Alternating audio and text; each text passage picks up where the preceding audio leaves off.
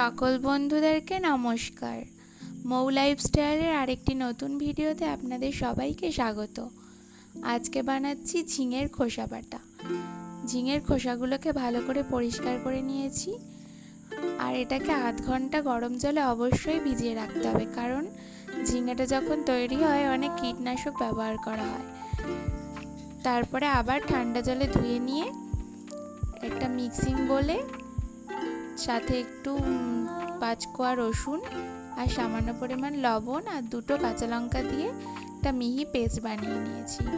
এবার কড়াইতে 2 টেবিল চামচ সরষের তেল গরম করে তাতে কালো জিরে ফোড়ন দিয়েছি, আর দিয়েছি হাফ চামচ হলুদ গুঁড়ো আর হাফ চামচ লবণ।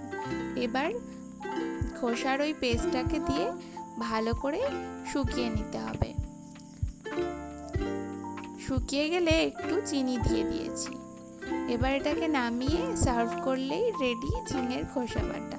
খেতে কিন্তু দারুণ হয়েছিল, গরম ভাতের সাথে জাস্ট জমে গেছে। আপনারাও ট্রাই করবেন, ভালো লাগলে একটা লাইক করে দেবেন।